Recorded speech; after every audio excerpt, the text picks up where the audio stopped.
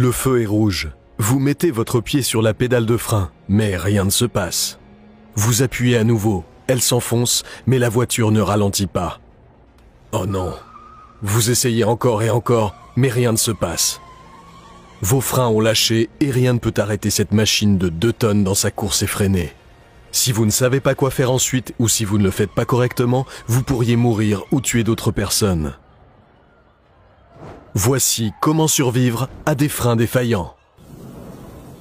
Les conducteurs ont tendance à dépasser les limitations de vitesse et à découvrir ce qu'un véhicule peut faire lorsqu'il roule aussi vite. Mais on ne peut pas continuer à rouler à toute vitesse éternellement. À un moment donné, on doit ralentir et éventuellement s'arrêter. Face à ce besoin crucial, la technologie du freinage automobile a changé et évolué. Lorsque le conducteur appuie sur la pédale de frein, cela crée une pression dans les conduites hydrauliques. Le liquide de frein est presque incompressible. La pression augmente par la pédale, le servomoteur et le maître cylindre. Les étriers poussent alors les plaquettes de frein contre les disques, ce qui entraîne un ralentissement du véhicule. Bien que ce système soit à la fois complexe et fiable, il n'est pas parfait et des défaillances peuvent arriver. À quelle fréquence les freins tombent-ils en panne? Est-il prudent de rétrograder dans une voiture automatique? Pourquoi les collines améliorent-elles vos chances de survie? En 2013, la Cadillac d'un conducteur californien âgé a connu une défaillance des freins. Sa voiture a traversé à toute vitesse une pelouse, s'est envolée et a atterri sur un toit. Heureusement, personne n'a été blessé. Donc si vous conduisez et que les freins tombent en panne, que pouvez-vous faire pour survivre? Étape 1. Alertez les gens. Dès que vous vous rendez compte que vos freins sont défaillants, prévenez les conducteurs et les piétons qui vous entourent. Pour cela, allumez tout de suite vos feux de détresse et klaxonnez pour attirer l'attention sur votre véhicule. De cette façon, les gens verront vos feux de détresse et sauront que quelque chose ne va pas. Cela peut les encourager à s'écarter de votre chemin et à vous laisser la voie libre. Et cela peut contribuer à réduire les risques de collision avec d'autres véhicules. Étape 2. Aidez-vous des frottements.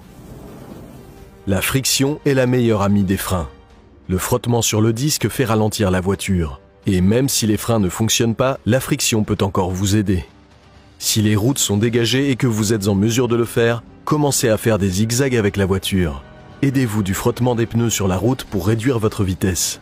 Si cela ne suffit pas, essayez de rouler sur les petites plantes et les arbustes sur le bord de la route. Dans cette situation, votre vie est plus importante que le véhicule. Donc une autre chose que vous pouvez faire est de conduire prudemment contre la glissière de sécurité. Cela vous aidera également à réduire votre vitesse. Étape 3. Utilisez le frein à main. Les véhicules disposent de 2 systèmes de freinage. Le système primaire est la pédale de frein et le système secondaire est le frein à main. Il ne fonctionne pas par un système hydraulique. À la place, il utilise un câble métallique qui se connecte au frein arrière. Si vos freins principaux tombent en panne, le frein d'urgence devrait continuer à fonctionner. Il n'a pas assez de force pour arrêter la voiture, mais il est d'une grande aide pour la ralentir. Le frein à main fonctionne mieux si vous l'utilisez lentement et avec précaution. Si vous l'actionnez trop rapidement, les freins arrière peuvent se bloquer et vous faire partir en vrille de manière incontrôlée. Et veillez à maintenir le bouton de déverrouillage enfoncé s'il y en a un. Étape 4. Rétrograder.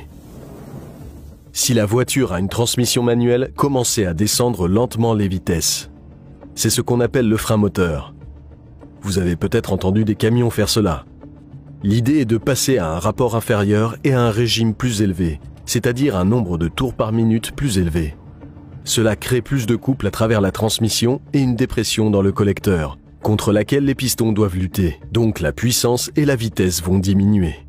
Comme pour l'utilisation du frein à main, ne le faites pas trop vite. Si vous passez trop rapidement d'un rapport à l'autre, les roues arrière risquent de ralentir trop rapidement, ce qui fera partir votre voiture en vrille. Et si vous conduisez une voiture automatique, vous avez peut-être accès à une transmission Triptronic. Celle-ci vous permet de passer outre le système automatique et de sélectionner le rapport que vous souhaitez. Descendez lentement les vitesses jusqu'à la première. Étape 5. Dirigez-vous vers les collines.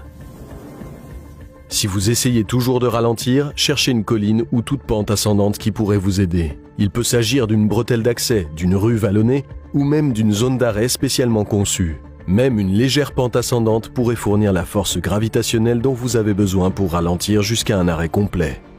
Un rapport de 2015 sur la sécurité routière a montré qu'entre 2005 et 2007, 0,45% des accidents de voiture étaient dus à une défaillance des freins. Bien que ce chiffre soit faible, les pannes de freinage se produisent. Veillez donc à ce que vos freins soient inspectés et entretenus régulièrement. L'entretien et l'application de ces 5 mesures pourraient un jour vous sauver la vie. Félicitations, vous avez arrêté en toute sécurité une voiture sans frein. Mais que se passerait-il si vous découvriez que la voiture était suspendue à une falaise? Sortez votre téléphone portable et regardez comment survivre à une voiture suspendue à une falaise, ici même sur Comment survivre.